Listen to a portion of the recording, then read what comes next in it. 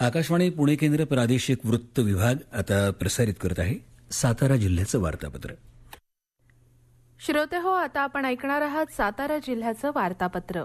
या वार्तापत्रात स्ट्रॉबेरीसाठी प्रसिद्ध असलेल्या महाबळेश्वरमध्ये आता काश्मीरी केशराचीही लागवड, स्वामित्व योजनेअंतर्गत सातारा जिल्ह्यातील 957 गावांची निवड आणि बचत गटांनी खरेदी केल्या 40 प्रवासी बसगाड्या पीएमपीएमएलला भाड्याने देण्याचं नियोजन यासह ऐकूया आमचे सातारा जिल्ह्याचे प्रतिनिधी गिरीश चव्हाण यांनी पाठवलेला ठळक घडामोडींचा हा आढावा. महाबळेश्वरमध्ये केशराची लागवड करण्यात येत असून हा प्रयोग राज्यात पहिल्यांदाच राबवण्यात येत आहे. ही लागवड राज्याच्या कृषी विभागातर्फे प्रायोगिक तत्वावर करण्यात येत असून हा प्रयोग यशस्वी झाला तर महाबळेश्वरची ओळख स्ट्रॉबेरीबरोबरच केशरासाठी देश आणि जागतिक पातळीवर होणार आहे. त्याचबरोबर महाबळेश्वरमधल्या शेतकऱ्यांना मोठ्या उत्पन्नाचं आणखीन एक साधन उपलब्ध होणार आहे. काश्मीरी केशर जगभरात प्रसिद्ध असून त्याचा दर प्रति किलो सुमारे 3.5 लाख रुपयांपर्यंत असतो.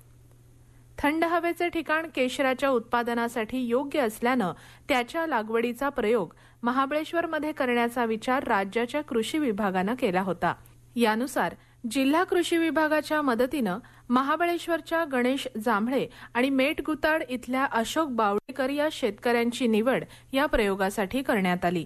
यासाठी काश्मीरच्या किश्तवाड इथून 350 कंद 2400 रुपये प्रति किलोप्रमाणे आणण्यात आले. महाबळेश्वरमध्ये नाविन्यपूर्ण असा काळा गहू पिकवला जाणार आहे. यासाठी काळ्या गव्हाची म्हणजे एनबीएमजी या वाणाची पेरणी करण्यात आली आहे.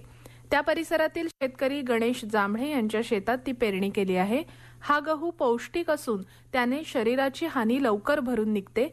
ताणतणाव, मधुमेह आणि लठ्ठपणा कमी करण्यासाठी हा गहू फायदेशीर ठरतो असा कृषी विभागाचा दावा आहे. केंद्र सरकारच्या सहकार्यानं ग्रामपंचायत आणि भूमी अभिलेख विभागातर्फे राबवण्यात येत असलेल्या स्वामित्व योजनेअंतर्गत प्रत्येक गाव खेड्यातील मिळकतीचे डिजिटायझेशन करण्यात येत आहे. या उपक्रमाच्या पहिल्या टप्प्यासाठी सातारा जिल्ह्यातील 957 गावांची निवड करण्यात आली आहे. यामध्ये मिळकत प्रमाणपत्र तयार करून मिळकत धारकांना देण्यात येणार आहे. स्वच्छता अभियानात कराड पालिकेनं चांगली कामगिरी केली असून विविध स्पर्धांमधून पालिकेला सुमारे 10 कोटी रुपयांची बक्षिसं मिळाली आहेत. यापैकी 7 कोटी रुपयांचा निधी शिल्लक आहे. या शिल्लक निधीपैकी 2 कोटी 80 लाख रुपये वेगवेगळ्या विकास कामांसाठी खर्च करण्याचा निर्णय कराड पालिकेनं घेतला आहे. यासाठीची मान्यता त्यांनी राज्य शासनाकडे मागितली आहे.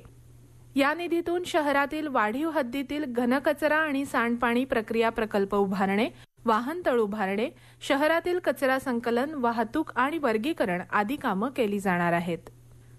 माजी सैनिकांच्या पत्नींनी एकत्र येत स्थापन केलेल्या बचत गटांनी प्रवासी वाहतूक करणाऱ्या 40 बसेस खरेदी केल्या आहेत. यासाठी सातारा तालुक्यातील भरतगाववाडी इथल्या महिला गटाने पुढाकार घेतला आहे. या गटामध्ये सुमारे 600हून अधिक महिला सहभागी आहेत. या गटाच्या माध्यमातून सांगली, कोल्हापूर, नगर, वाशिम आदी जिल्ह्यातील बचत गटांचे संचलन करण्यात येते. या बसेस पुणे महानगर परिवहन महामंडळास भाडेतत्वावर देण्यात येणार आहेत. कोरोनाचा प्रादुर्भाव वाढण्याची शक्यता असल्यानं जिल्ह्यातील यापूर्वी बंद केलेली 14 कोविड निगा केंद्र पुन्हा सुरू करण्याच्या हालचाली जिल्हा प्रशासनाने सुरू केल्या आहेत. सध्या रुग्णसंख्या कमी असल्यानं फक्त 12 कोविड निगा केंद्र सुरू आहेत. तर श्रोते हो, हे होतं सातारा जिल्ह्याचं वार्तापत्र. आमचे सातारा जिल्ह्याचे प्रतिनिधी गिरीश चव्हाण यांनी पाठवलेली माहिती आपण ऐकलीत. वाचन केलं होतं लौकिका रास्ते यांनी. हा कार्यक्रम आकाशवाणी पुणे केंद्राच्या प्रादेशिक वृत्त विभागानं सादर केला.